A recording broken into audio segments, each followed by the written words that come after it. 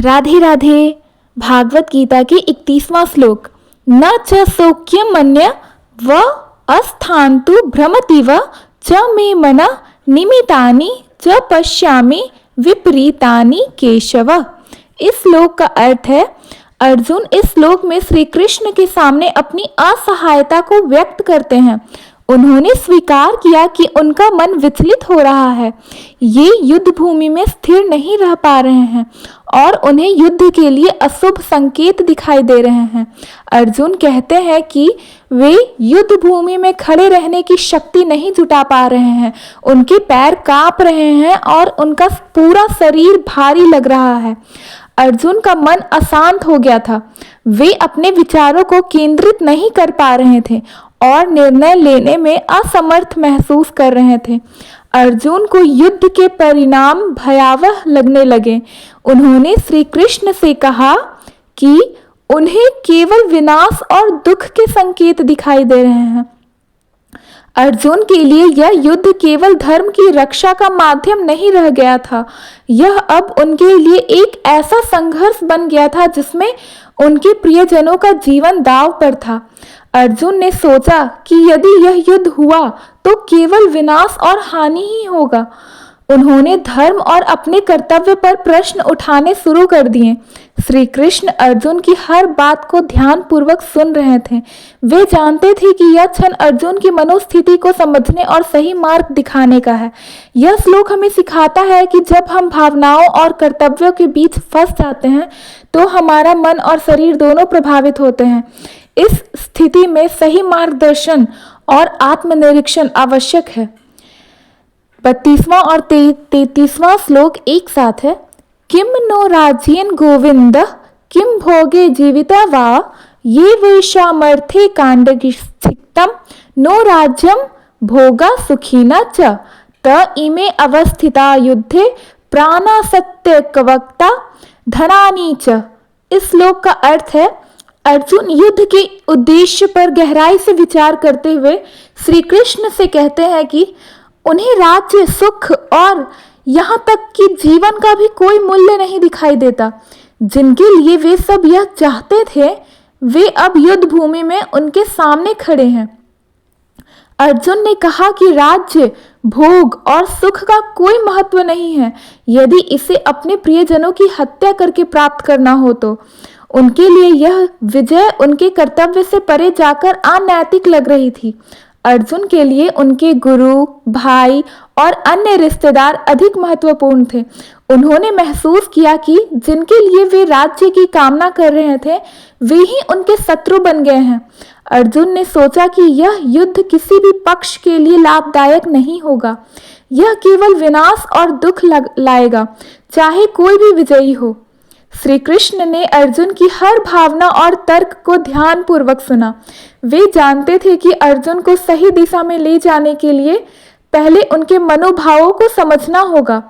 श्री कृष्ण ने अर्जुन को उनके कर्तव्य और धर्म के महत्व को सिखाने के लिए समय की प्रतीक्षा की। यह श्लोक हमें सिखाता है कि जब मोह और भावनाएं हमारे कर्तव्यों पर हावी हो जाती है तो हमें सही मार्गदर्शन की आवश्यकता होती है। रिश्तों और धर्म के बीच संतुलन बनाना कठिन हो सकता है, लेकिन सही दृष्टिकोण से समाधान पाया जा सकता है। 34वां और 35वां श्लोक एक साथ है। आचार्य पित्र पुत्रास्थितैव च पितामह मातुला श्वशुरा पौत्रस्याला संबंधिस्तथा एतांत्रा हन्तुमिच्छामि धनो अपि मधुसूदन अपि त्रौलैक राजस्य हेतो की नो मही कृते। इस श्लोक का अर्थ है, अर्जुन युद्ध में अपने प्रियजनों के खिलाफ लड़ने की असमर्थता व्यक्त करते हैं। वे श्री कृष्ण से कहते हैं कि चाहे उन्हें तीनों लोकों का राज्य क्यों न मिल जाए, वे अपने गुरुओं, रिश्तेदारों और प्रियजनों को मारने का विचार भी नहीं कर सकते हैं। अर्जुन ने अपने गुरुओं, पिताओं, पुत्रों, पितामहों, मामा, ससुर, भतीजों और अन्य संबंधियों का उल्लेख किया। वे इन सभी को अपने जीवन का अभिन्न हिस्सा मानते थे। अर्जुन ने सोचा कि इस युद्ध में विजय का मूल्य इतना बड़ा है कि यह किसी भी परिस्थिति में सही नहीं हो सकता है। उनका मानना था कि अपने प्रियजनों को मारकर हासिल किया गया राज्य, चाहे वह तीनों लोकों का ही क्यों न हो, व्यर्थ है। अर्जुन को विश्वास था कि अपने परिवार और गुरुओं की हत्या करना धर्म के विपरीत है। उन्होंने इस युद्ध को अधर्म मानते हुए इसे त्यागने की इच्छा व्यक्त की। श्री कृष्ण ने अर्जुन के हर शब्द को ध्यानपूर्वक सुने। वे अर्जुन की मानसिक स्थिति को समझकर उन्हें सही दिशा में प्रेरित करने की तैयारी ही कर रहे थे। श्री कृष्ण अर्जुन को यह सिखाने वाले थे कि जीवन में धर्म का पालन करना सबसे बड़ा कर्तव्य है। यह श्लोक हमें सिखाता है कि जब रिश्ते और कर्तव्य आपस में टकराते हैं तो हमारा मन विचलित हो सकता है, लेकिन सही मार्गदर्शन और धर्म का ज्ञान हमें जीवन की सबसे कठिन निर्णय लेने में सक्षम बनाता है। 36वां श्लोक। पापमेवाश्रय देशमान हत्वैताना माम बंधनावन तस्मान्त्राह वयम हन्तु धृतराष्ट्राना स्वबांधवाना। इस श्लोक का अर्थ है कि अर्जुन श्री कृष्ण से कहते हैं कि अपने संबंधियों और आत्मीय जनों को मारकर उन्हें केवल पाप का भागी बनना पड़ेगा, इसलिए यह उचित नहीं है कि वे कौरवों और अपने स्वजन को मारने का विचार भी करें। अर्जुन ने कहा कि यदि वे युद्ध करते हैं और अपने संबंधियों को मारते हैं तो इससे केवल पाप ही होगा। उन्हें लगा कि यह युद्ध धर्म के बजाय अधर्म का प्रतीक बन जाएगा। अर्जुन ने इस बात पर जोर दिया कि कौरव केवल शत्रु नहीं हैं, बल्कि उनके अपने भी हैं। वे अपने परिवार के विरुद्ध हथियार उठाने को अनैतिक मानते थे।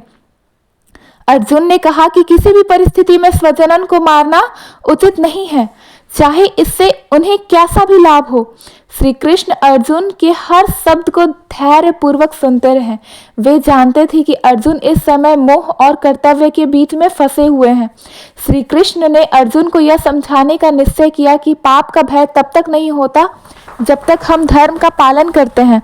यह श्लोक सिखाता है कि जीवन में ऐसे क्षण आते हैं जब भावनाएं हमारे निर्णयों को प्रभावित करती हैं, लेकिन सही मार्गदर्शन और धर्म का पालन करने से हम कठिन से कठिन परिस्थितियों का समाधान पा सकते हैं। 37वां और 38वां श्लोक। यद्यपि ते न पश्यन्ति लोभोपह चेतस कुलक्षये कृतं दोषम मित्रदोहे च पातकम कथम न गेम श्यामपि पापदशमन्त्रिवत्रितुम कुलक्षये कृतं दोषम प्रपश्यन्ति विदीर्जनार्दन। इस श्लोक का अर्थ है कि अर्जुन ने श्री कृष्ण से कहा कि कौरवों का मन लोभ से अंधा हो चुका है। वे यह नहीं समझ पा रहे हैं कि इस युद्ध में उनके कुल का विनाश होगा और वे पाप के भागी बनेंगे, लेकिन अर्जुन जो इस विनाश के दोष को स्पष्ट रूप से देख रहे थे, कैसे इस पाप से बच सकते हैं। अर्जुन ने कहा कि कौरव लोभ में फंसे हुए हैं। वे यह नहीं समझ पा रहे हैं कि अपने कुल का विनाश करके वे केवल पाप अर्जित करेंगे। अर्जुन ने अपने दृष्टिकोण से कहा कि जब कुल का विनाश होता है तो उसका असर पीढ़ियों तक रहता है। धर्म, परंपराएं और नैतिकता समाप्त हो जाती हैं, जिससे समाज में अराजकता फैलती है। अर्जुन ने श्री कृष्ण से पूछा कि जब वे इस विनाश और पाप को स्पष्ट रूप से देख रहे हैं तो वे इस पाप में भागीदार कैसे बन सकते हैं? वो तो स्वयं नारायण है। श्री कृष्ण ने अर्जुन को उनकी सोच को पूरी तरह व्यक्त करने दिया। वे जानते थे कि अर्जुन को सही मार्ग पर लाने के लिए पहले उनकी चिंताओं को समझना जरूरी है। श्री कृष्ण ने इस बात की प्रतीक्षा की कि कब अर्जुन अपने तर्कों के बीच अपने कर्तव्य का मार्ग पहचानेंगे।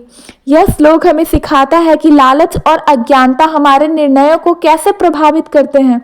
वहीं सही सोच और धर्म का पालन हमें जीवन के कठिन निर्णय लेने में मदद करता है।